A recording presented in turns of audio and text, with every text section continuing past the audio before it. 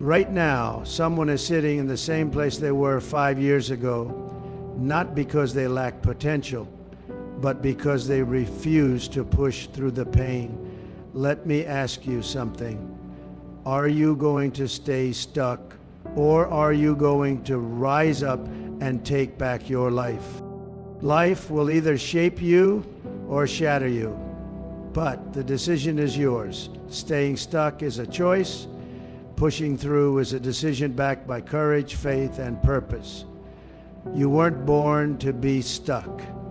You were born to overcome. This message is your wake-up call. It's time to break free. It's time to move forward, no matter what.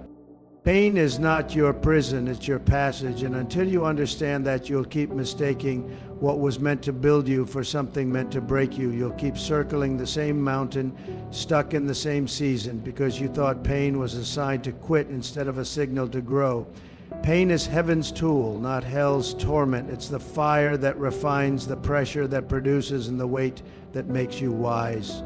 When God allows pain, He's not punishing you. He's positioning you. He's aligning your character with your calling. You say you want purpose, then you've got to accept the process.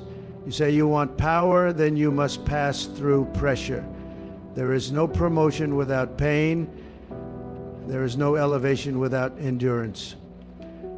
The oil of greatness is only found when the olive is crushed. And yet we live in a world that tells us pain is the enemy, that discomfort means something's wrong, that hardship is a detour instead of a direct route. But God doesn't think like man. He doesn't shield you from the valley. He strengthens you in it. That heartbreak didn't come to end you. It came to expose the weakness in your foundation so He could rebuild you right.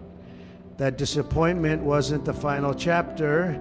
It was the class. Every tear you cried was watering your future. Every time you felt forgotten, heaven was working behind the scenes. But here's the key. You've got to push through. You've got to decide that the pain won't be wasted, that the setback won't be your sentence, that you're going to squeeze every ounce of wisdom, power, and purpose out of what tried to destroy you. You don't get stronger avoiding storms. You get stronger by standing in the middle of one and realizing God is still with you. The enemy wants to convince you that your pain is permanent, that you'll never recover, that you'll never laugh again, never love again, never rise again. But the devil is a liar. You were built for this, designed for this, chosen for this. There is glory coming from this if you don't give up. There is strength rising in you even when you can't see it yet. The cocoon always feels like a coffin to the caterpillar, but on the other side is flight. What you call buried, God calls planted. And in due season, what was underground will break through the surface. So yes, the pain is real, the tears are real, the process is uncomfortable, but you're not stuck, you're being shaped. You're not dying, you're developing. Don't settle in your suffering. Don't build a house where God only intended a hallway. Keep walking, keep believing, keep pushing, because this pain, this moment, this pressure, it's not your prison, it's your passage. And if you can endure it, you will emerge with power, clarity, and a testimony that will set others free. Fear will keep you where you don't belong. It will whisper lies in your ear telling you that where you are is all you'll ever be. It will dress itself in logic, wrap itself in caution, and parade around as wisdom, when really it's bondage in disguise. Fear is not a wall, it's a warning. It's not there to stop you. It's there to reveal something, that you're standing on the edge of something bigger than you. And like every threshold, it's guarded by a choice. Move forward in faith or stay shackled by hesitation. Fear shouts from the borders of your destiny because it knows that if you ever step beyond it, you'll unlock something powerful. It screams because it's scared of what you'll become if you ever break through. The most dangerous thing about fear isn't what it tells you. It's what it keeps you from discovering. There are gifts, talents, assignments, and breakthroughs that have your name on them, but they are guarded by fear. The job, the relationship, the calling, the business, the ministry, they're just on the other side, and fear knows that if you ever find the courage to push past it, you'll never go back to small thinking again. That's why fear attacks you so fiercely at the entrance of purpose. It's not fighting you because you're weak. It's fighting you because you're moments away from strength. The enemy doesn't waste his weapons on people who pose no threat. He attacks the one who's carrying something valuable. So if fear is knocking at your door, it's a sign that greatness is near. But you cannot let fear be your compass. You cannot let it become your counselor. You cannot build your life based on what you're scared of. What you fear most often hides what you need most. Some of the greatest blessings come wrapped in risk. Some of the most life-changing opportunities come dressed in uncertainty. But if you keep waiting for things to feel safe, you'll never taste what it's like to live free. You'll keep sitting at the edge of change, wishing and wondering, but never walking. And the tragedy of fear is that it keeps you loyal to limitation, even when freedom is calling your name. But God didn't give you a spirit of fear. That spirit didn't come from your Creator. It's a counterfeit. It's an intruder. He gave you power, not weakness, love, not anxiety, a sound mind, not confusion. That means you already have everything you need to walk through the door. You've been equipped, you've been anointed, you've been prepared, but now you must choose. Use it.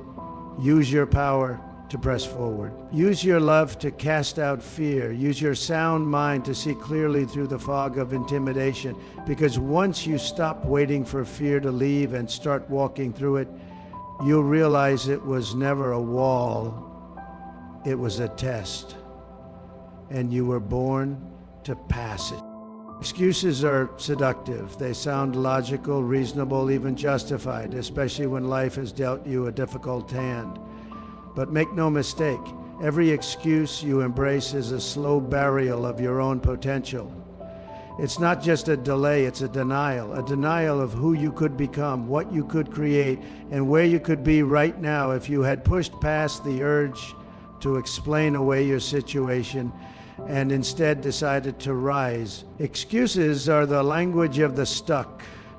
They are the lullabies that rock gifted people to sleep in the cradle of mediocrity. They convince the called to remain comfortable. They convince the chosen to live like the average. They sound right, but they produce nothing. They feel safe, but they deliver stagnation. And the danger of making excuses is that over time you begin to believe them.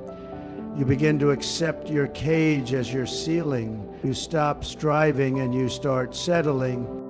Your background is not your barrier unless you make it one. Your past may explain you, but it cannot define you, not unless you surrender the pen. And I came to tell you today, put the pen back in God's hand and stop writing chapters He already finished. Stop letting trauma be your title. Stop letting what happened become your home. You are not what you went through. You are what you choose to do about it. Pain can be your platform or your prison. The only difference is perspective and purpose. And let me tell you something. If you don't stand up and push forward, you will be surrounded by people who applaud your reasons while secretly mourning your wasted potential. Every time you give an excuse, you're handing away your authority. You're giving your power to something outside of you. You're saying, my situation is greater than my spirit. My circumstance is stronger than my calling. But that is not the truth. Greater is He that is in you than he that is in the world. If God is in you, there's no excuse strong enough to keep you stuck. You weren't created to be normal. You were crafted to be necessary. There are people attached to your obedience. There are lives waiting on the other side of your decision to push forward. And while you're debating whether to try again, someone's deliverance is on pause. So no, excuses are not harmless. They are lethal. They are the silent assassins of dreams, the quiet killers of calling. They don't yell, they whisper. And that whisper convinces you to stay silent, stay small, stay safe. But you weren't born for safety, you were born for significance.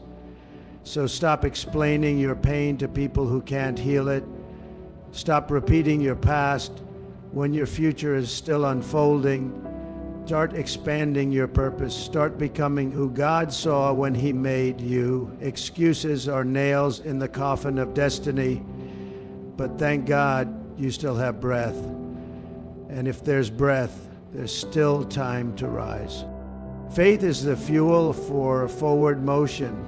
You don't push through by sight, you push through by faith.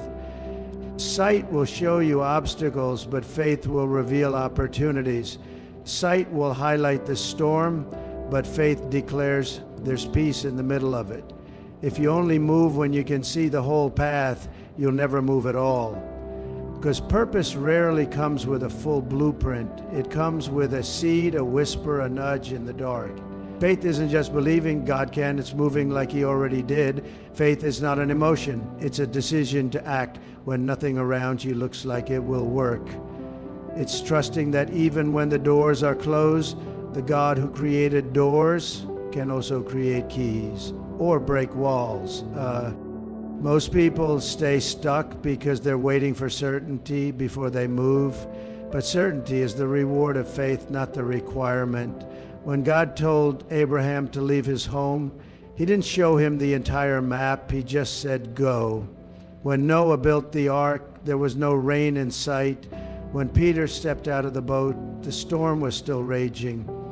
Every move of God in your life will require you to walk on the Word, not on the water. Because the water will always look unstable, but the Word is unshakable. And until you learn to walk by faith, you'll keep waiting on signs when God is waiting on your steps. Faith is not passive. Faith pushes, faith presses, faith persists. It knocks when it's told no, it digs when it sees no well. It plants when there's been no rain, because faith knows something deeper. God doesn't lie, and He doesn't tease. If He said it, He meant it, and if He promised it, He'll perform it. But you must move, you must walk, you must act.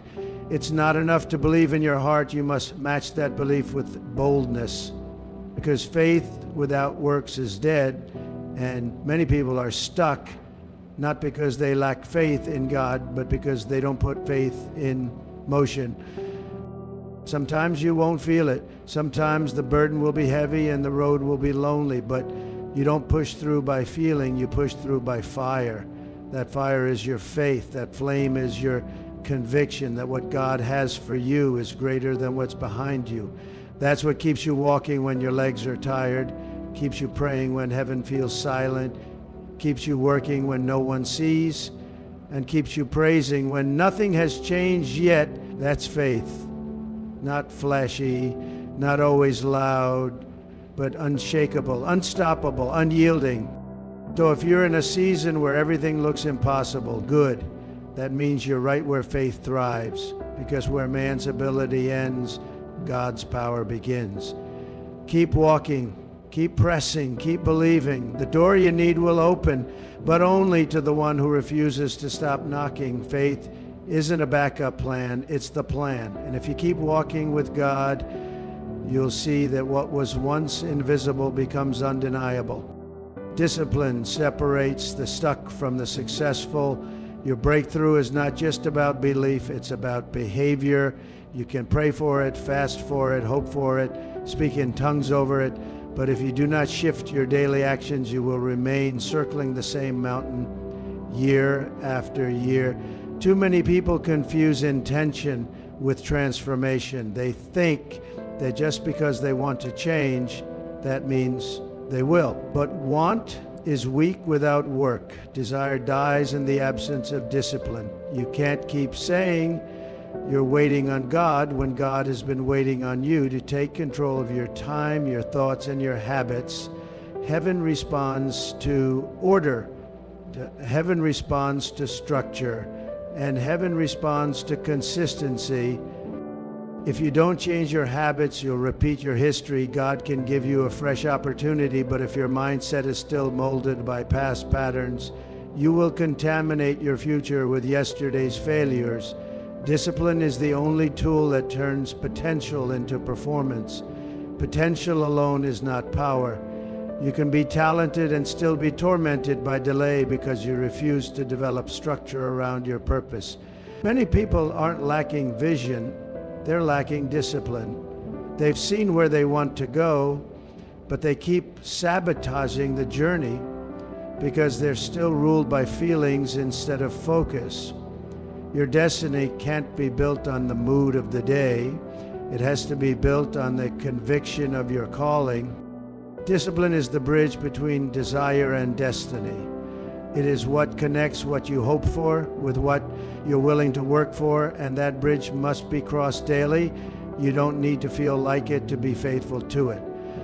You don't need to be inspired every morning. You need to be intentional, because success doesn't visit people randomly. It visits the consistent. It finds the diligent.